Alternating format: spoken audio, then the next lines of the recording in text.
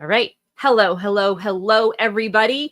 This is Carol Mahoney coming to you live from Maine for our inbound session sneak peek, founder-led sales, what no one is actually telling you. And I am so thrilled and excited to have two of my favorite people here on the session with us, who's also going to be presenting with me at Inbound. First, I'm going to start with the unfallible Jamie DeLeo. Jamie, I wanted to just give you a shout out, one, because of your book, the Moneyball Leadership book, which is amazing, but also because you are also teaching with me, or I should say coaching with me, at Harvard Business School for their entrepreneurial MBA program. And so our session at Inbound is going to be great because we're going to be giving them a crash course into what we go through for 6 weeks at Harvard. So I love this. Anything else you want to share with our audience as they're joining in? No, I mean, I'm just excited to be here and get questions from people, things they're curious about, if they're founders or just, anyone looking to better their sales skills. Awesome. And then, of course, we also have Leslie Vendez with us. Hi, Leslie, who just launched her incredible book, which, by the way, I accidentally bought multiple copies. So I'm going to bring a few to Inbound with me. I feel the same way. I have like a whole stack of your books because you got to do the pre-order, and then you gifted me some copy. You know what? I'm not mad about it. It's not a bad thing at all.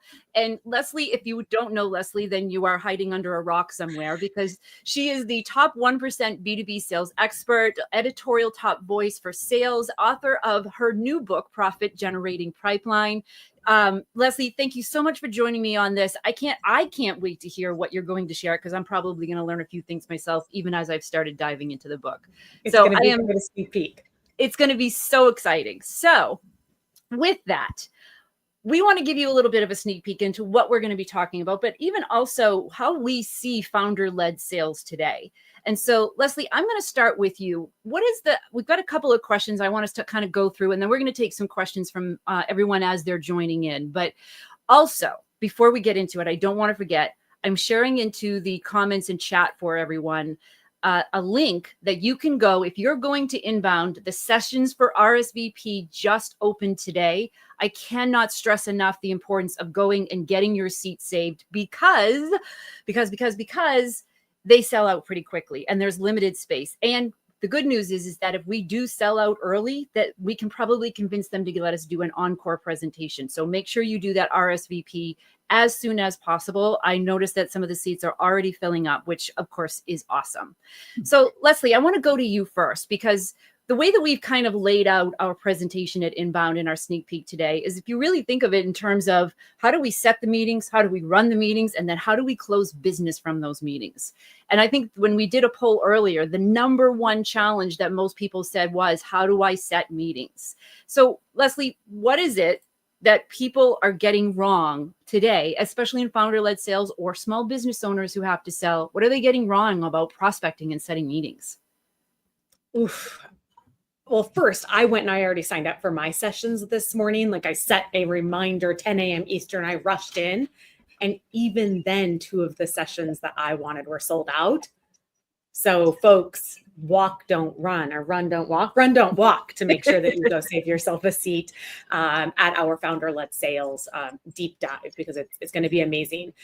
The biggest challenge that I see founders struggle with when they are doing cold outbound is that they talk way, way too much about themselves and their product. And I get it. They are passionate. They have created something and they are putting it into the world, and they are excited to talk about it, to share it with folks. What they miss is that they've simply not earned the right to ask these strangers that they're reaching out to with, cold email, LinkedIn calls, whatever, to care about them or about their product. So that tends to be a pretty big miss when founders stay very company or very product centric, instead of creating problem centric language, which is something that we're going to workshop live at Inbound. Yeah. So by the way, for everyone, if you can see these t-shirts that I've designed that say "Not About Me" in reverse, so that the founder and the salesperson can be reminded, this is exactly what Leslie is talking about here right now. And Leslie, why is it, do you think, and you hinted it already, but why do you think this is the thing that they keep kind of they don't realize that they're even doing. You said a little bit, like, we're passionate about what it is that we do. How do we combat that? A few reasons, Carol. I think one is that, frankly, it's a lot easier to talk about the features of the thing that you're selling. And that's a lot of the content that we consume as buyers. So that tends to be the default. And then the next place I see people going is that they'll talk about the advantages of whatever that product or service feature is. And they're always the same, right? They save money, they make you money, they save you time, they reduce risk. And so founders often default to writing the type of ignorable copy they're getting, because it's a lot easier to use some of those generic ROI statements than it is to take the time to really think about the problems they are solving and to really ask themselves, what matters to this persona that I am reaching out to? Because once you can tap in to what matters to them, to your prospects, your buyers, you can shift all of your sales copy, all of that language away from being very I-centric. I just wanted to reach out. Our company, we sell, to very prospect-centric, because you're talking about just the jobs to be done, the things that are important to them. And that content is a lot easier for our prospects to consume. And it also is what they are much more likely to reply to. Yeah, I love this because I'm actually designing an AI bot right now that I call the wee factor, where you can upload your call or your copy and it will calculate how many times you say me and my and our and the name of your product versus the buyer focused language of you and yours and that means and because. And so we call it the wee factor because you're weeing of all over your buyers. And so it's just a reminder to stop talking about ourselves, and nobody likes being weed on, right? So a little bit of humor. Very catchy. Yeah, exactly. And exactly. And to continue on that vein, when you set up meetings, that like you're not getting meetings because you're talking about yourself.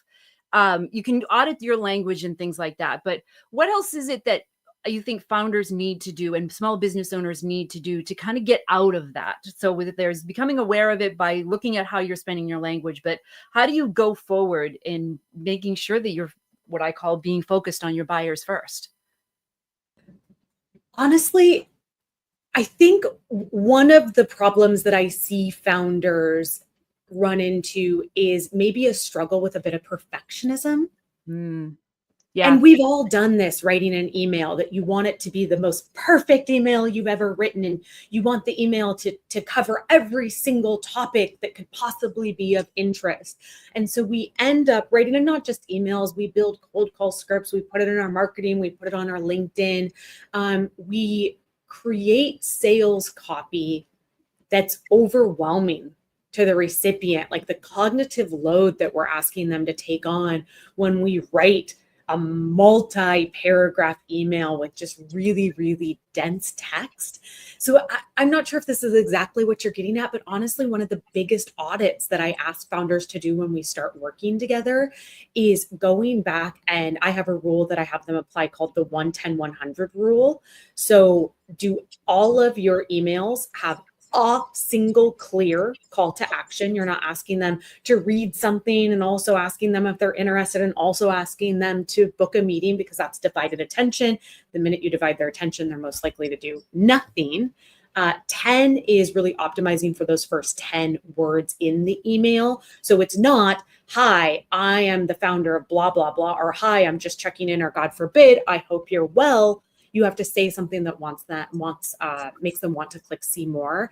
And then 100, which is making sure that your emails are no more than 100 words so that you can still include white space between the sentences or the paragraphs while keeping it mobile optimized. So if you do the 110-100 rule and then also throw in a little we test to make sure that it's not I, we, our language, that it's them, theirs language, like I just cannot even describe to you how much that changes the life of a founder, because they are finally getting engagement. And even if it's this isn't a fit for me right now, they're at least starting to get replies and starting to have more high value conversations with their prospects that lead to the valuable qualified meetings. Yeah. So if you are all wondering why I've brought Leslie in on this, it's because what she's talking about just so seamlessly goes into then how you need to run those conversations. And I think you're absolutely right about the perfectionism side of things. I fall trapped to that. I've seen all of my founders and my small business owners, they're putting so much weight on all of the outreach that they do because they only have so much time to do it and they need it to be as good as possible because they think this is their only shot at getting it. And what it does is it leads to this one, either paralysis or like you're saying, like this word dump that they think that someone's going to read through all of that. Like I answer most of my emails on my phone. And if it's more than 3 sentences, then I'm probably going to say, yeah, I'll read that later. And later is basically never. So once you have the meeting, one of the things that I see that most founders aren't aware of or don't even know that they're doing wrong is really a continuation of what Leslie just said, is that they're still making it all about themselves. But I think one of the simplest and easiest things that a founder or a small business owner can do to ensure that they kick their meetings off on the best possible foot, you've probably heard that you need to set agendas. You've probably also heard that you need to have upfront contracts. But what most people get wrong about those two things is that they're still making it all about themselves. So you'll hear them say, all right, here's what I think we need to cover. This is what I'd like to cover in our meeting. And then they might say anything that we should add to that, or what do you want to cover? Most of the time they forget that part as well. But what I would suggest is that, again, to make it not about yourself, to be so completely focused on the other person that it will come naturally for you to say things like in an email, before your meeting, like 2 days before, sending them an email and say, hey, I understand that we're meeting Tuesday at 2:00 and that we only have 30 minutes. I want to make sure that you get the most value of your time. What is it that you're hoping that we'll cover, that you'll learn, or the thing that you'll be able to get to next in order for you to feel comfortable and confident moving forward? And build the agenda and collaborate with them by first asking what they want. Now, that doesn't mean that if they say, well, I want a demo and I want pricing, that's what you go into right away. But instead saying, you know what, I understand that those are important aspects for you, but I do have a couple of questions such as X, Y, and Z in order for us to be able to get to that place. Are you okay with us, answering those questions even now, or being able to answer those? And then I can probably give you a better idea of what is this solution going to be able to do for you and what a range of prices might be for that. But we think that we either go in with our agenda and force feed it to our buyers, or the opposite extreme where we think, I need to do everything that our buyers want because they're the buyer and they make the rules, which is true, but that doesn't always mean that they know what it is that they need to know or how to make this decision that they've never made before or have made before and gotten burned by. What information is actually important to me? The only way that you're going to be able to stand out from AI is if your ability to add context to the situation that they're in, for them to make them make sense of it, to put frameworks in place so that they can start moving forward in how they're going to make that decision. So that is, I think, what most founders don't know or aren't told about the sales process, what they get wrong. And I think part of the reason that this happens for them, Leslie talked about the perfectionism that gets in your way of doing those outreach messages. I find that it's a need for approval, for validation from our buyers that gets in our way of actually being able to collaborate with them. We either tell them what it is that they want to hear, or we're afraid to ask the tougher questions because we believe that people need to like us in order to buy from us. And while you can't be an a-hole, you also can't be someone that they're just going to walk all over because they're not going to value your opinions or your insights if you're doing that. And so I think that is the other thing that I would say in this process that most founders don't realize is the importance of being able to add context and insights to your buyers to help them make sense of all of the other information out that they're getting from AI, from competitors, from their internal team, so that they can build that kind of a consensus up. So I want to make sure that we also have told everyone, post your questions. Like, you have us here for the next 15 minutes. This is your chance. If you can't make it to inbound, now's your chance to ask those questions. If you are able to make it to inbound, post those questions so that we make sure we either answer them today or in our session at inbound. So what about Can I ask you a quick question? Yes, go for it. Well, we hear a lot about like coming to our calls with a point of view or making sure that you have your own informed point of view in your agenda. Mm-hmm. Do you have a quick tip for people of how, before they've actually ever had a phone call with somebody, they can prepare for those initial, those initial conversations with a strong enough, confident enough point of view that they know when it's time to push back a little bit. So the number one thing is do your homework. Whether you use AI or simple Google searches, LinkedIn Navigator, do your homework on them to understand not just the company and what's going on in the company and the industry and what regulations or tariffs or whatever else is happening, how that might be affecting them, but then also look at their role in two different ways. One is, of course, their title, which means how are they measured? What are they responsible for? But then also, what is their perceived role in this buying process? If you're looking up things that they've posted, interviews that they've done, comments that they've made, you can get a sense of where they might stand on a particular issue and whether they're going to be a champion, an influencer, or someone who's going to stand in the way and be an obstacle. They're going to be a detractor in that, so that you then understand what is that point of view that you need to be able to share with them that they might not realize, that they might not have full context over, how it might actually have hidden benefits for them that they hadn't really thought of before. And what buyers want today isn't for you to parrot back everything that they've heard. If they can Google it or if they can AI it, is that a new word? AI it? Then they don't need you. So your human connection and context is what's going to make the difference in you being able to differentiate from them. And I think the other thing is that when you're sharing your point of view, the best way to do that is what I call a telling details framework that I've also shared in the book. But this is, how do you create a value proposition based on the insights that you've learned and the questions that you've asked to uncover what their goals are, what their challenges are, the impact of those, the timeline that needs to happen, the obstacles or failures that they've had before, so that you can frame a value proposition that is specific and quantifiable to their goals and their challenges and the impact and timeline that they need to see it in. And I think when you can couch your point of view in that and not just saying, well, I think, or, what, we've worked with thousands of customers just like you, yada, yada, yada, blah, blah, blah. And instead saying, what we've learned when customers are facing this specific challenge is that they don't realize X, and that they also don't understand this because of these are the things that often get in their way.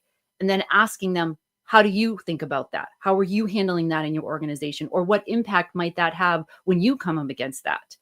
Those are the things that kind of get people to think, this person might know something that I don't know that I need to pay attention to. Because what the research shows is that buyers want collaboration with sellers who are able to offer new insights, ideas, and help them to think differently about their problem. And even furthermore to that, and I'm going to give a shout out to Brent Adamson's new book, which is coming out, The Frame Making Sale. Hey, Brent, is that how do we frame it so that they can build that consensus? They can understand the value, that they're not, like Leslie said, overwhelmed by the noise of options that they have out there.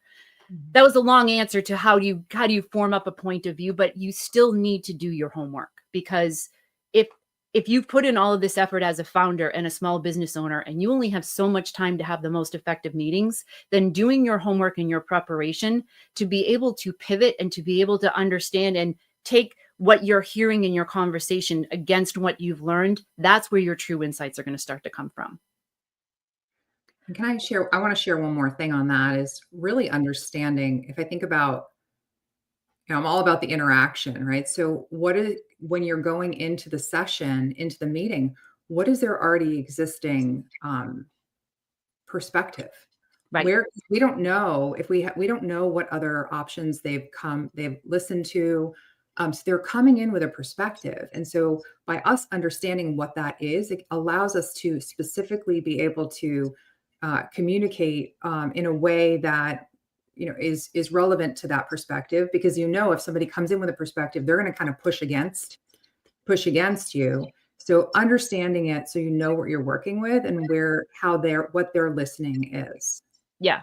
Very Collaboration 101. Excellent point, Jamie. An excellent segue, because I think that this is something that if you don't do this right in the beginning, right? I often will say that the close starts the moment you open your mouth to say hello, but it's actually even sooner than that. It's actually when they first learn of their solution and their problem, and your website, your social media feeds, all of those are now the touch points of you saying hello.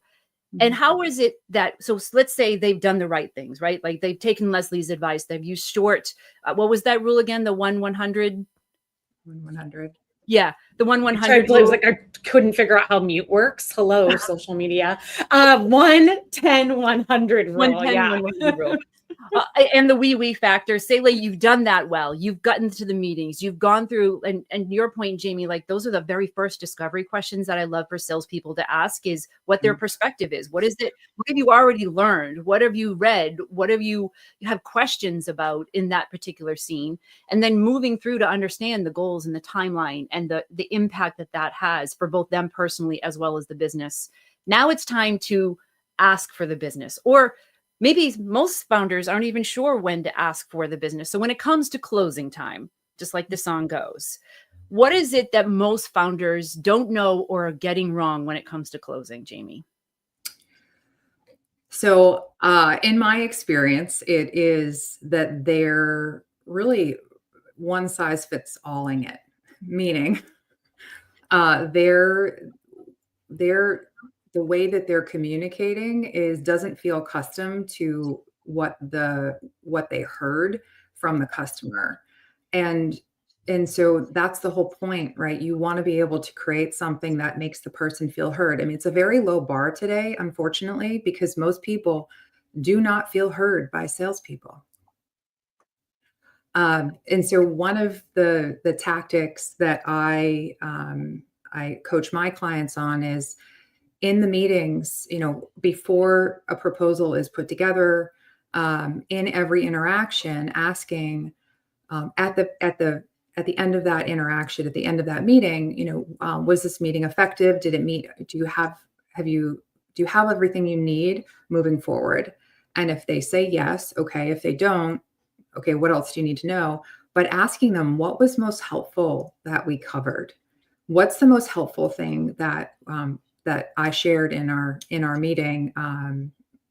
It's important for me. I value your feedback. And then whatever they said is the thing that's most important. Mm-hmm. Is the thing that you want to emphasize in your next follow-up email, in the proposal. And so getting very specific about where the pain is and clarifying that and listening for the customers listening.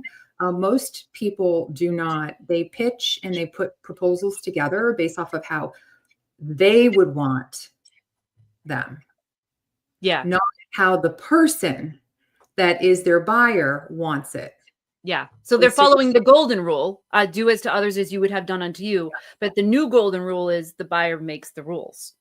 Well, yeah. So I applied we've all learned the golden rule in kindergarten, right? Do as to others as they'd want, as you'd want done to you. But we talk about the platinum rule: give others what they want, do what they need. So it's really thinking less about so we're not talking about the problem. We're focusing on the person before the problem. How do we ensure, because this person is going to be our main champion, our main buyer, we don't, depending upon what the situation is, but how do we make sure that we're giving them what they need because they've told us what they need? And so we're providing that, and we're looking at this as sort of it's a co-created. And one of the things that I will be talking about at Inbound, as well as sort of, it all anchors in our values. What do you value? What do you stand for?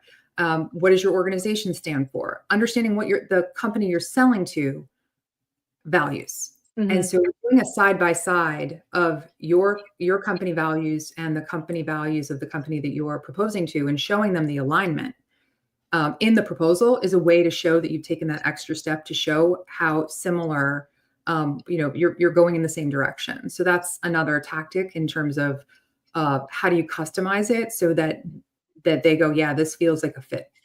Yeah. And I can still resonate with that. And by the way, are you all noticing a theme running through Leslie and mine and Jamie's? Is that it's all about the other person? This is the banner and the hill that I will die on, folks.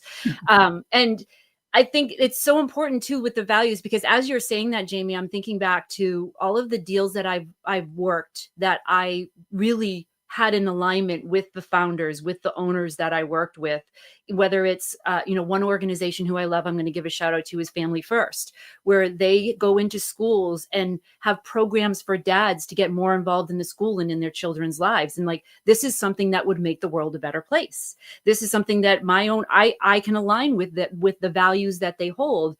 And they're one of my favorite clients as a result. And so the close wasn't even me trying to get anything to happen. It was natural because of what you just said, Jamie, of that alignment of the values with the individuals. And going back to actually what Leslie said in the beginning is if we're just like throwing everything at them and it's so much noise, when you're consistent in what you value and what you stand for, and then you show that in your proposal, there's a calm that the customer feels, because when you're consistent in it, they know that the consistency is reliability. Yeah. And so what do you stand for? And if you stand for everything, you stand for nothing. And so that's why this is so important to really design, how are you getting that data? How are you getting that information out of the customer, and asking them too, right? Yes, what's most important that we covered, but also early in the interactions, what do you value?